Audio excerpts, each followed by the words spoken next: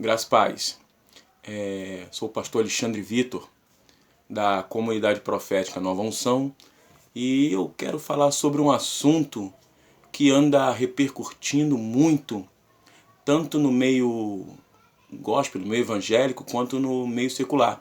Mas antes eu vou deixar um versículo que se encontra em Mateus, Evangelho de Mateus, capítulo 22, versículo 37, que vai dizer o seguinte: E disse-lhe Jesus: Amarás o Senhor teu Deus de todo o teu coração e de toda a tua alma e de todo o teu pensamento. Este é o primeiro e grande mandamento. E o segundo, semelhante a este, é: amarás o teu próximo como a ti mesmo. Está aqui em Mateus, capítulo 22, do 37, versículo 37 ao 39. Então, amarás o Senhor teu Deus de todo o teu coração. E o 39 é amar o teu próximo, teu semelhante, como a ti mesmo. Não é isso? Jesus vai dizer que, inclusive, desses dois mandamentos depende de todas as leis, os profetas. Eu não vou entrar aqui em mérito sobre Antigo Testamento, Novo Testamento, graça, período de lei, não. Eu quero pegar na parte que fala principalmente sobre amar o meu próximo, amar o meu semelhante. E o que acontece? Nós temos esse rapaz, esse ator, Paulo Gustavo, né? Que se encontra internado, já soube até que ele teve já até uma melhora, graças a Deus, porque eu peguei algumas pessoas e a gente está sempre conversando, sempre vendo alguns vídeos e coisa e tal, mas eu peguei pastores, inclusive, falando que estão orando. É isso mesmo que você vai ouvir, meu irmão. Orando pela morte do rapaz, porque dizem que ele zombou de Cristo, zombou de Deus, zombou da fé cristã. Bem, fica uma coisa meio complicada, porque alguns crentes, alguns membros de igreja, às vezes eles são influenciados pelos seus pastores. Eu sou um pastor, eu consigo influenciar a minha igreja, né? Mas esses pastores que dizem que estão orando pela morte do rapaz, estão influenciando outros crentes, que são seus membros, a orarem também no mesmo sentido, quando o próprio Cristo nos afirma aqui na palavra que nós temos que amar o nosso semelhante como a nós mesmos.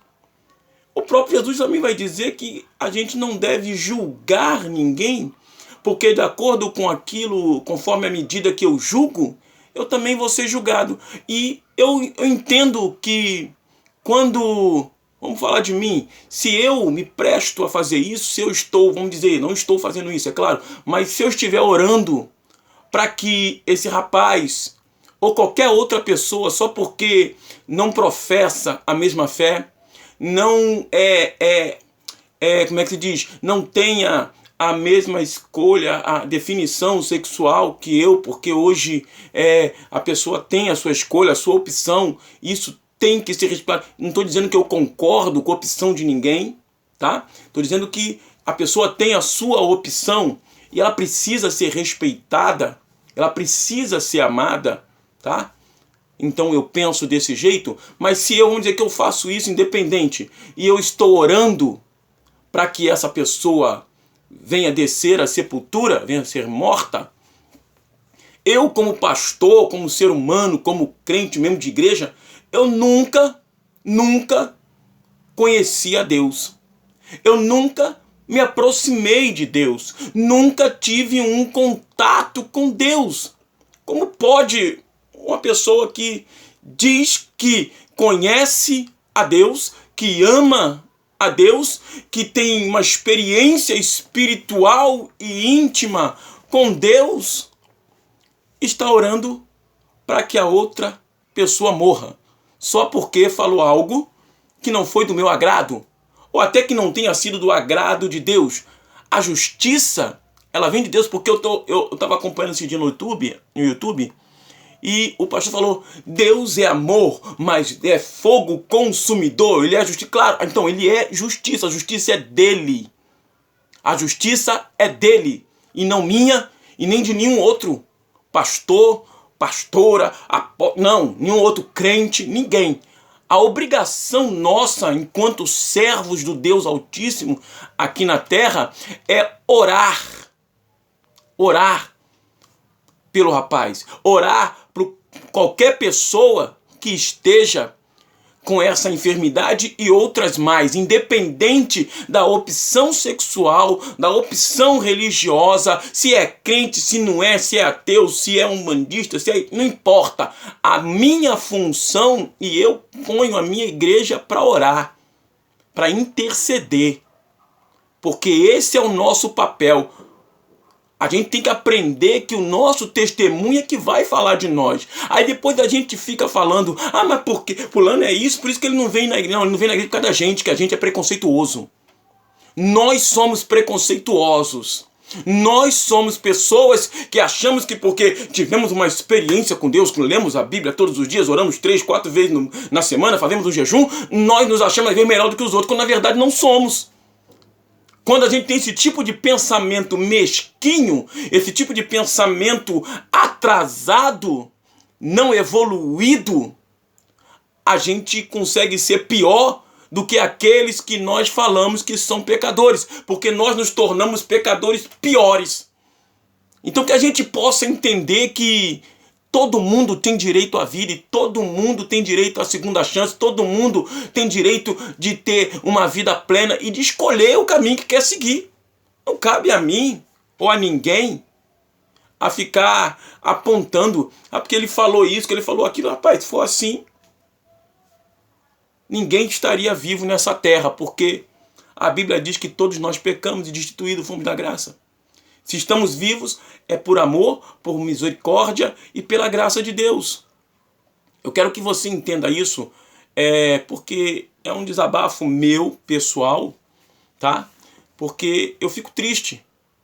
Porque aí a gente é atacado, diversos grupos já nos atacam normalmente, né? Já falam mal dos evangélicos, aquela coisa toda, mas às vezes a gente fica dando munição para que eles falem de nós.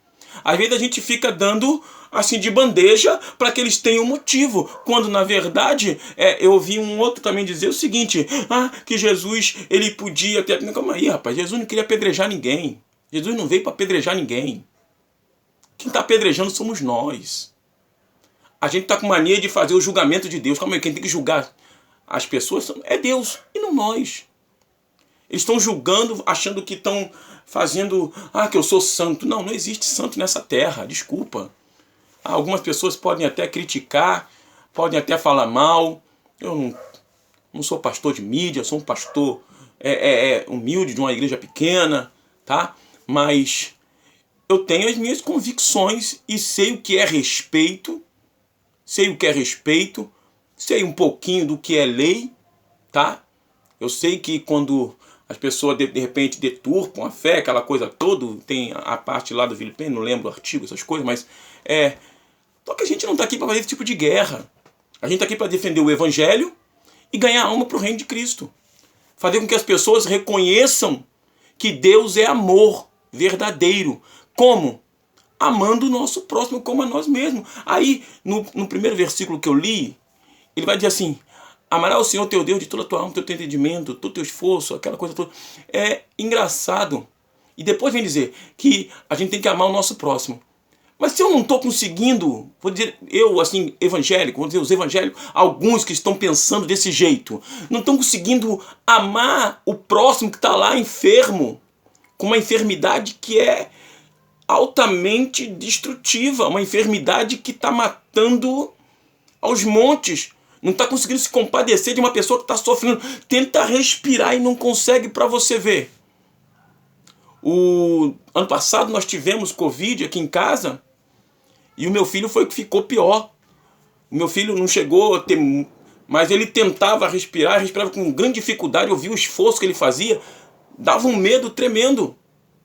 Aí tenta imaginar você tentando respirar e não consegue, dependendo de equipamento, de aparelho. E é tanta coisa que estão colocando. Que estão fazendo isso, que estão botando remédio, que estão... Poxa, imagina a cabeça dos familiares desse rapaz. Tenta imaginar o psicológico. Esse rapaz tem família. Tem pessoa que se importa com ele. Aí vem um monte de gente em YouTube, em Facebook, no Instagram, e falando um monte de besteira. É a condenação de Deus, é a mão de Deus pesando. Rapaz, quem sou eu e quem é qualquer um outro que come arroz e feijão para falar quando é Deus fazendo alguma coisa? Quem somos nós? Vamos parar com isso, vamos orar. Nós precisamos, nós evangélicos, em vez de estar falando que Deus está punindo, castigando, a gente tem que dobrar o nosso joelho e orar. Nós precisamos orar mais para que o nosso país se veja livre dessa enfermidade. Para que os nossos governantes trabalhem, eu sei que é até uma utopia isso que eu estou falando aqui, mas trabalhem de um jeito mais unido e centralizado para combater a doença. Tá?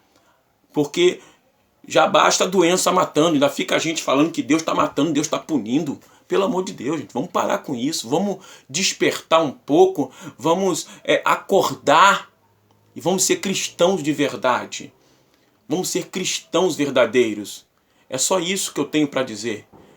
E para encerrar, não vou abrir aqui não, mas no ato da crucificação, Jesus foi crucificado com dois malfeitores. A Bíblia vai dizer que dois malfeitores, ou seja, dois bandidos, não sei se eram homicida, não sei o que eram, dois bandidos, estavam lá na mesma condenação. E um deles vai chegar e vai dizer: Senhor, lembra-te de mim quando entrares no teu reino. Lembra-te de mim. Jesus, num ato de misericórdia majestoso, vai dizer para ele: ainda hoje estarás comigo no paraíso. Ou seja, não importou a vida que ele levou até aquele ponto. Importou que naquele momento ele recebeu a graça, a compaixão, o perdão, o amor e foi salvo. Se Deus cismar de falar com ele lá, e aí? Você que está sendo instrumento para falar besteira, como é que fica? Hein? Ou se ele sair de lá ainda, em nome de Jesus, ele vai sair dessa em nome de Jesus. Se ele sair de lá até mais revoltado até com nós, que somos evangélicos. Por quê? Porque nós estamos dando essa munição para ele. Aprenda a amar. Aprenda que a gente precisa exercer o amor de Cristo Jesus na vida de todos. É amar ao próximo como nós amamos a nós mesmos. Amém? Muito obrigado. Que você fique com Deus e que o Senhor alcance não só ele, mas todos que estão nessa situação. Em nome de Jesus, sou o pastor Alexandre Vitor. Que Deus abençoe. Amém. Graça e paz.